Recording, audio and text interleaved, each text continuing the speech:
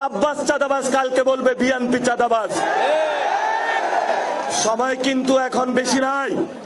অনেকের গায়ে একটু শিউরে উঠে যে আব্বাস চাঁদাবাজ বললে যে একজন ব্যক্তিকে অ্যাটাক করা হয়। এটা কোনো ব্যক্তি আব্বাস না, এটা পুরো বাংলাদেশের তাদের চিত্র ফুটে ওঠে একটা ব্যক্তির মধ্যে দিয়ে। এই জন্য দ্রুত এগুলা বন্ধ করেন। যদি বন্ধ করতে না পারেন তাহলে সবারই কিন্তু চাদর ধরে আমরা টান দিব।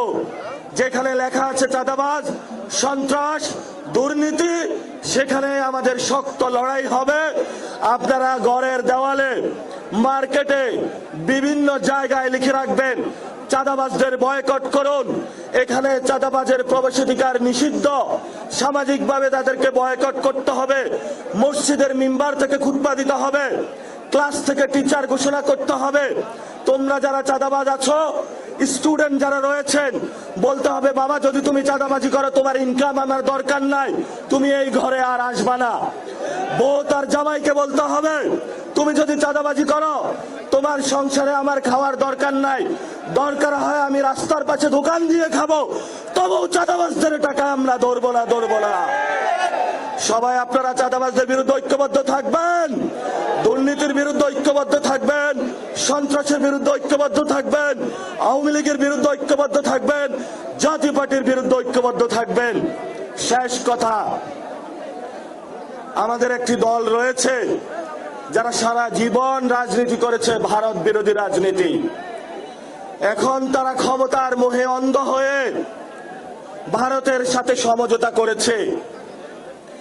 বাংলাদেশে আমরা বলতে চাই, আমরা মান মর্যাদা চাই। আমরা হতে পারি গরিব, আমাদের অনেক সংকট থাকতে পারে, কিন্তু মর্যাদার প্রশ্নে আমরা কোন দেশের সাথে সমঝোতা করতে রাজি নই। তোমরা যারা সমঝোতা করেছো, আওয়ামী লীগের সাথে আতাত করেছো, বাংলার মানুষ একদিন তোমাদেরকে জবাব দিবে। গত 50 বছর রাজনীতিতে প্লে করেছো ভারত কার্ড, নতুন করে এখন সমঝোতার কার্ড চালু করেছো। আমরা তোমাদেরকে হুঁশিয়ার করে দিতে চাই, বাংলাদেশের মানুষ 18 কোটি মানুষ যতদিন জীবিত থাকবে, রংপুরবাসী যতদিন থাকবে, ভারতীয় আধিপত্যবাদ আমরা বাংলাদেশে মেনে নেব না। আপনারা সবাই হাত তুলে শপথ করুন, ভারতের বিরুদ্ধে বাংলাদেশের আমাদের লড়াই সংগ্রাম ঐক্যবদ্ধভাবে চলবে। চাঁদাবাজদের বিরুদ্ধে লড়াই চলবে, সন্ত্রাসের বিরুদ্ধে লড়াই চলবে, আওয়ামী লীগের বিরুদ্ধে লড়াই চলবে, জাতীয় পার্টির বিরুদ্ধে লড়াই চলবে। সেই বিপ্লবে দেখা হবে। সবাই ভালো থাকবেন। সবাইকে ধন্যবাদ। ইনকিলাব জিন্দাবাদ। শহীদ ওসমান হাদি ভাই অমর হোক।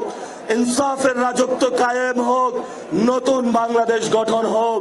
আসসালামু আলাইকুম ওয়া রাহমাতুল্লাহি ওয়া বারাকাতুহু। রংপুরবাসী।